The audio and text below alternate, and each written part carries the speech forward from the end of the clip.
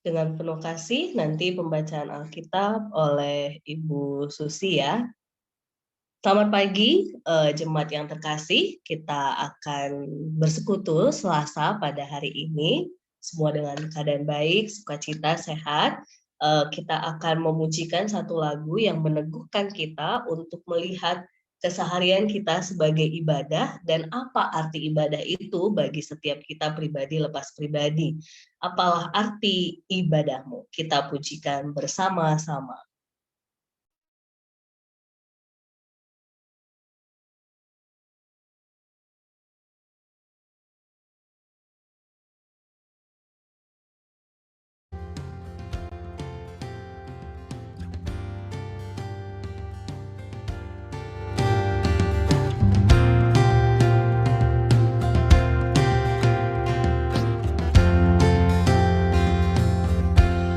Apalah arti ibadahmu kepada Tuhan bila tiada rela sujud dan syukur? Apalah arti ibadahmu kepada Tuhan bila tiada hati tulus dan syukur? Ibadah sejati jadikanlah persembahan. Ibadah sejati kasihilah sesamamu. Ibadah sejati yang berkenan bagi Tuhan, jujur dan tulus, ibadah murni bagi Tuhan.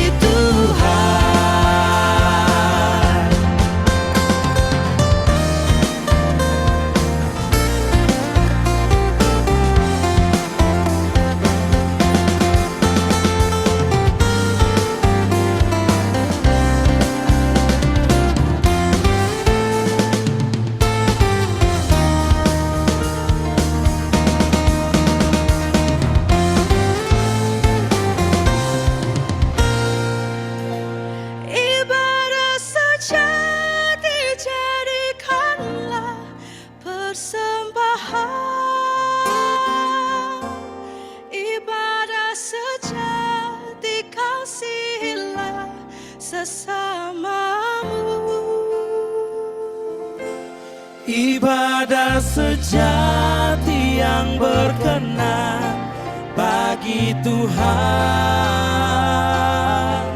jujur dan tulus, ibadah murni bagi Tuhan. Ibadah sejati jadikanlah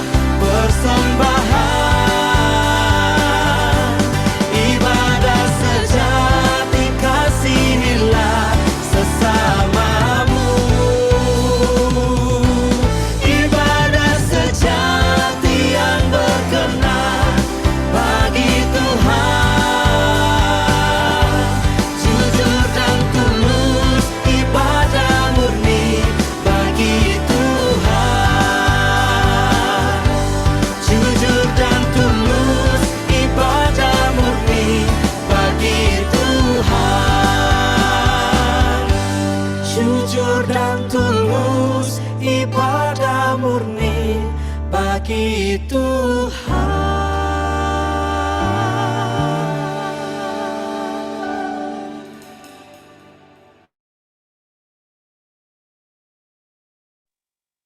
Ya, mari jemaat terkasih kita bersatu di dalam doa.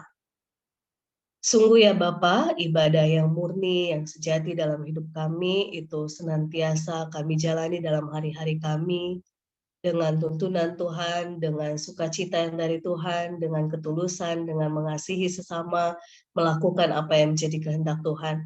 Tapi sering sekali manusiawi kami lemah Tuhan, sehingga terkadang bukan apa yang menjadi kehendak Tuhan yang kami warnai dalam kehidupan kami keseharian, tapi kehendak kami, pribadi lepas pribadi ataupun manusiawi kami.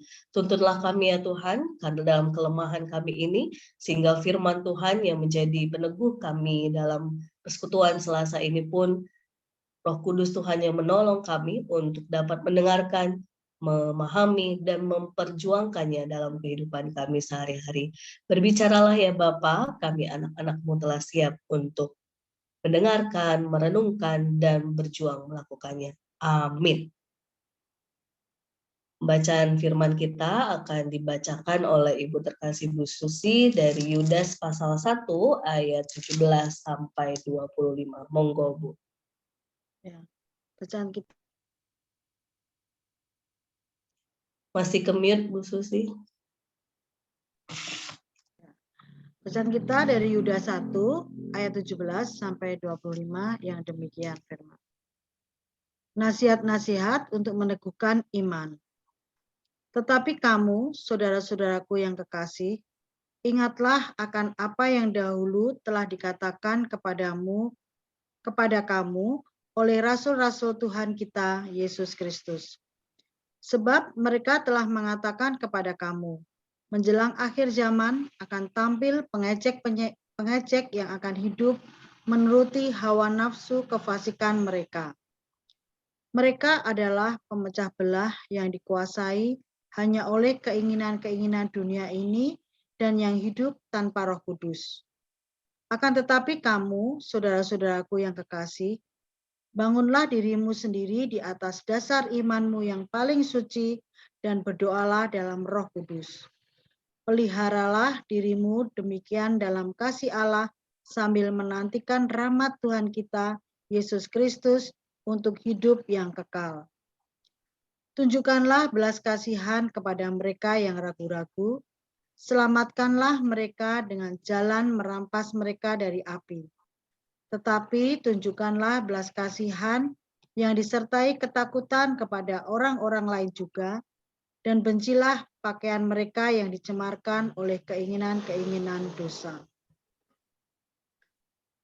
Bagi Dia yang berkuasa menjaga supaya jangan kamu tersandung dan yang membawa kamu dengan tak bernoda dan penuh kegembiraan di hadapan kemuliaannya, Allah yang Esa, Juru Selamat kita oleh Yesus Kristus, Tuhan kita, bagi Dia adalah kemuliaan, kebesaran, kekuatan, dan kuasa sebelum segala abad dan sekarang dan sampai selama-lamanya. Amin. Amin. Terima kasih Bu Susi. Yang berbahagia adalah setiap kita yang membaca, merenungkan, dan melakukannya dalam kehidupan kita sehari-hari. Jemaat yang terkasih, ketika kita membaca bagian ini, salah satu bacaan dari kitab Yudas yang sekali lagi saya berkata di sini Yudas, bacaan kitab kita ini bukan Yudas Iskariot, tetapi Yudas, hamba Yesus Kristus dan saudara Yakobus. Di ayat 1 diperjelas siapakah Yudas ini.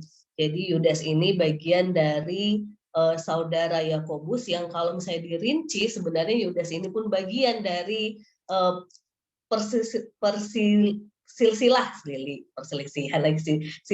gitu ya, silsilah yang ada kaitannya dengan saudara Yesus gitu ya, saudara Yesus. Tetapi Yudas menempatkan dirinya sebagai hamba Yesus Kristus untuk mengagungkan, memuliakan Yesus sebagai Tuhan ataupun Kristus juru selamat kita gitu ya. Nah, dalam konteks ini Yudas di ayat sebelumnya sampai 16 ia sebenarnya sedang mengingatkan tentang mereka penyesat-penyesat, guru-guru palsu begitu ya. Tetapi di 17 sampai 23 ini, sebelum 24 25, dia menekankan nasihatnya untuk umat. Jadi bukan lagi apa yang dilakukan oleh guru-guru palsu, tetapi dia menasehatkan untuk umat supaya kita harus demikian-demikian gitu ya. Yang kalau kita perhatikan kata kunci yang dipakai oleh Yudas dalam nasihatnya, di sana ia mengingatkan umat untuk mengingat nasihat rasul-rasul terdahulu terhadap mereka. Ayat 18 ketika dikatakan menjelang akhir zaman akan tampil pengejek-pengejek yang akan hidup menuruti hawa nafsu kefasikan mereka. Ini mengutip salah satu nasihat Rasul Petrus yang kita beberapa waktu yang lalu saya ingat di 2 Petrus itu menjadi salah satu bacaan kita begitu ya. Janganlah kita takut ataupun khawatir ataupun mungkin merasa tidak nyaman ataupun merasa tertindas gitu ya dengan munculnya pengejek-pengejek yang menuruti hawa nafsu kefasikan mereka. Yang dalam konteks ini mungkin Bapak Ibu terkasih, saya membayangkannya nanti Bapak Ibu yang di Zoom khususnya ya, boleh kalau ada pendapat gitu ya. Saya membayangkannya untuk konteks anak-anak muda, mungkin anak-anak dari kita yang sudah sekolah SD sampai mereka kuliah. Saya membayangkannya pengejek-pengejek yang menuruti hawa nafsu ini mungkin ketika anak-anak Kristen dia hidup dengan sederhana, tidak berlebihan, tetapi ukuran duniawi, ada banyak anak-anak muda yang mengikuti gaya dan sebagainya dan justru mengejek kesederhanaan, mengejek sikap yang baik, sikap yang jujur begitu ya. Menurut saya ini tampilan pengejek-pengejek berikut gitu ya. Lalu kalau kita mungkin konteks keluarga muda ataupun orang-orang dewasa, sebentar ya Bapak Ibu kasih. Kalau kita mungkin konteks orang-orang keluarga muda, keluarga dewasa, orang-orang dewasa, mungkin ketika kita tidak mencapai target yang sesuai dengan dunia ini. Ketika orang banyak justru memiliki hal-hal ukuran dunia, tetapi orang-orang percaya justru lagi-lagi memilih sesuatu yang jalan yang tidak mengikuti dunia ini, maka akan diejek gitu ya. Kalau sepuh biasanya apa Bapak Ibu? Ejekan kalau sepuh yang ukuran dunia. Boleh, ini karena ada Pak Pri sama Bu Erina. Mungkin Bu Susi juga bisa memperhatikan karena Bapak Adisu juga begitu ya. Kira-kira kalau sepuh ejekannya apa yang ukuran dunia? Apa nih Bapak Ibu? Boleh di-unmute Bu. Kalau maksudnya kalau sepuh gimana? Kalau tua maksudnya dalam bahasa? Iya, kalau sudah sepuh Bu. Apa ejekannya ke orang-orang sepuh? Tuwir lo gitu kali. Ya itu enggak lah Bu, itu mah dari yang muda berarti ya. Bapak Ibu udah tua gitu ya, jelek gitu ya. Itu beda lagi Bu, itu mah udah realita yang ya wajar lah, tentang kamu masih muda, tunggu ntar ya gitu ya. Tapi Udah, ini lebih ke kalau tadi kan yang muda ukuran duniawinya kalau ikut ini gitu yang akhirnya diejek kalau nggak ikutan gitu kan. Kalau orang sepuh udah tua belagu lo gitu kali. Enggak Bu. Jadi gini, misalnya Bu Susi kayaknya udah gileng-gileng. Ada nemu nggak Bu contohnya Bu? Ya mungkin apa ya, kalau masalah lagi sakit sedikit gitu kan, kayaknya kok merasa ini banget gitu. Ayo dong, jangan letoy misalnya gitu. Tetap semangat apa-apa gitu. Itu mungkin masuk nggak ejekan? Oke. Bisa jadi ngeceknya ke situ gitu ya. Kan orang tua sama orang tua kan, sesama orang tua gitu. Iya. Jadi ngeceknya kesehatan ya Bu. Kalau secara iman? Oh, secara iman. Ya bisa juga kan kadang-kadang kita mendengar dari PI seperti kita, ada yang aktif mungkin dengan dia ikut terus Temen yang satunya, kenapa sih kan sekarang udah banyak waktu longgar, kok nggak mau ikut ngapain? Gitu. Terus jangan, ini kalau aku pernah dengar doang loh ya. Gitu kan itu juga kadang-kadang jadi semacam kayak bukan ejekan juga ya, tapi kayak apa? Ya misalnya gini, ya itu tadi lah pokoknya kalau misalnya aku tuh mau ini tapi susah banget ngomongnya. Ya, Saya malah nangkapnya begini, ketika udah additional rajin gitu ya, tetap rajin, mungkin malah kebalikannya rajin persekutuan, ngapain sih udah persekutuan, itu nggak usah terlalu gitu kali malah yang ngejeknya. Iya, ngapain? Kita Atau justru santai-santai gitu ya, kita santai-santai aja, kita menikmati itu. Repot gitu. Oke. Atau ini kali Mbak Ban, Heeh. ngapain sih terlalu ini banget sok panas apa ya bahasa bisa? Enggak, maksudnya Aktif. berangkat dadah dulu sebentar. Ya udah. Lagi Pasti dadah yang dulu kata mau berangkat. Oke.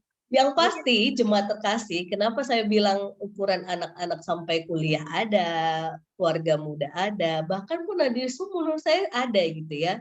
Yang kata kuncinya adalah pengejek-pengejek ini adalah orang-orang yang mengikuti hawa nafsu dunia, mengejek kita yang tetap setia dengan iman kita. Itu poinnya Bapak Ibu terkasih. Nah, dan biasanya mereka ini menurut hawa nafsu kefasikan dunia ini itu justru pemecah belah yang hanya dikuasai oleh hanya keinginan-keinginan lagi-lagi dunia ini dan hidup tanpa Roh Kudus. Ini yang disoroti oleh Yudas. Jadi jemaat terkasih berbicara nasihat ini enggak hanya konteks Yudas saat itu saja, tetapi menurut saya sampai sungguh-sungguh akhir zaman itu tiba begitu ya, ini perjuangan kita karena pengejek-pengejek itu selalu ada begitu ya, yang bahkan mungkin menjelang akhir zaman semakin kuat mungkin ya Bapak Ibu terkasih, kita tidak ada yang tahu, tetapi realitanya pengejek itu ada gitu ya. Tetapi hari ini kita diteguhkan untuk bangunlah diri kita sendiri di atas dasar iman yang benar dan berdoa dalam Roh Kudus. Artinya ketika menghadapi pengejek-pengejek yang mengikuti hawa nafsu dunia mereka ini, kita diminta untuk tetap berpegang teguh pada iman dan berdoa dalam Roh Kudus. Dan kita diminta memeliharanya dalam kasih Allah. Sehingga sekalipun kita hidup bersama dengan mereka, ketika kita hidup bersama dengan mereka, kita tetap diberikan kekuatan untuk menyelamatkan mereka atau menunjukkan belas kasihan. Jadi kita tidak menghakimi Bapak Ibu terkasih, tetapi kita tetap berusaha bagaimana caranya mengingatkan mereka, menunjukkan kasih kepada mereka sehingga mereka tidak jatuh dalam dosa kefasikan yang sedang dilakukan gitu ya.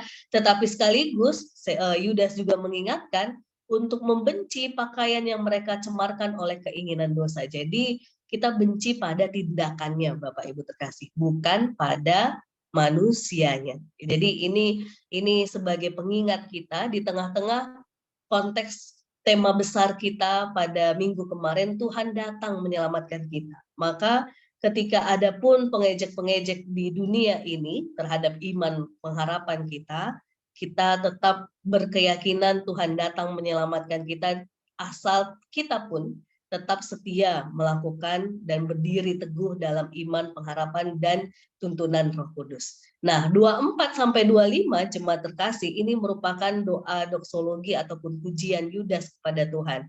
Karena bagi dialah yang berkuasa menjaga supaya jangan kamu tersandung dan yang membawa kamu dengan tak bernoda dan penuh kegembiraan di hadapan kemuliaannya. Allah yang Esa, Juru Selamat kita oleh Yesus Kristus Tuhan kita, bagi dia adalah kemuliaan, kebesaran, kekuatan, dan kuasa sebelum segala abad dan sekarang dan sampai selama-lamanya. Jadi doa ini meneguhkan kita, jemaat terkasih, apapun yang terjadi di kolong langit dan di atas bumi ini, segala sesuatunya dalam kuasa Tuhan. Jadi kalau di antara kita ada yang mengalami ejekan-ejekan ataupun sikap-sikap yang tidak berkenan dari orang-orang fasik di sekitar kita, maka tetaplah berpegang teguh dengan iman, berdoa, sehingga kita dapat menghadapi mereka dengan kasih dapat menghadapi mereka dengan tuntunan Roh Kudus dan tetap menunjukkan bahwa kasih Tuhan itu lebih besar daripada apa yang menjadi ukuran dunia ini. Kiranya Tuhan yang meneguhkan kita, Tuhan yang menuntun kita. Ya sayang. Itu lagi ada uti aku itu. Ya, Tuhan yang ya. Tuhan yang menuntun kita untuk kita terus berjalan dalam tuntunan cinta kasih Tuhan. Ingat jemaat terkasih, ketika ada pengejek-pengejek, tetaplah teguh dalam iman pengharapan kita. Sekalipun kita tidak seperti dunia ini, tetapi selama kita berjuang dalam cinta kasih Tuhan, firman Tuhan, itu sudah yang terbaik yang bisa kita lakukan, yang kita miliki, sehingga nama Tuhan dipermuliakan. Dan semoga di antara kita, baik yang di Zoom maupun yang mendengarkan dari YouTube, kita bukan bagian dari pengejek-pengejek itu. Kalaupun ternyata kita bagian dari pengejek-pengejek itu, bertobatlah dan berubah di dalam Tuhan. Amin. Mari kita berdoa. Ya Bapa, kami pada persekutuan hari ini diingatkan, diteguhkan melalui bacaan kitab Yudas yang mengingatkan kami bahwa sebagai orang beriman kami menghadapi realita ada pengejek-pengejek di sekitar kami yang mengikuti hawa nafsu dunianya, yang mengikuti ukurannya, sehingga terkadang kami tidak mampu untuk menghadapinya jika hanya mengikuti manusiawi kami. Mungkin bahkan kami bisa jadi seperti mereka, marah, emosi, ataupun melakukan hal-hal yang sesuai dengan ukuran dunia ini. Tetapi hari ini kami diteguhkan untuk menghadapinya dengan iman yang benar, pengharapan yang benar, cinta kasih Tuhan, sehingga sekalipun kami berhadapan dengan pengejek-pengejek dunia ini, kami dapat tetap menang dalam tuntunan Roh Kudus Tuhan dan dapat merangkul mereka dengan cinta kasih. Dan kami Tuhan diajarkan untuk membenci tindakan mereka, tetapi tetap melihat mereka sebagai pribadi yang kami kasihi. Tetapi sekaligus Tuhan, kalaupun ternyata kami salah satu bagian dari pengejek-pengejek itu, tolong tuntun kami dengan Roh Kudus-Mu ya Bapa, agar kami bertobat dan kami mau mengubah diri kami, agar kami hidup menurut tuntunan dan kehendak-Mu, bukan menurut hawa nafsu, keinginan kami, ataupun mengikuti dunia ini. Tuhan tuntun kami, Tuhan tolong kami, sehingga sungguh-sungguh ketika Tuhan akan datang menyelamatkan kami, kami pun pribadi lepas pribadi sungguh-sungguh siap bersuka cita menyambut kedatangan Tuhan kedua kali, khususnya untuk kami anak-anak-Mu pribadi lepas pribadi. Terima kasih ya Bapa, inilah doa kami, di dalam nama Tuhan Yesus kami berdoa dan mengucap syukur. Amin.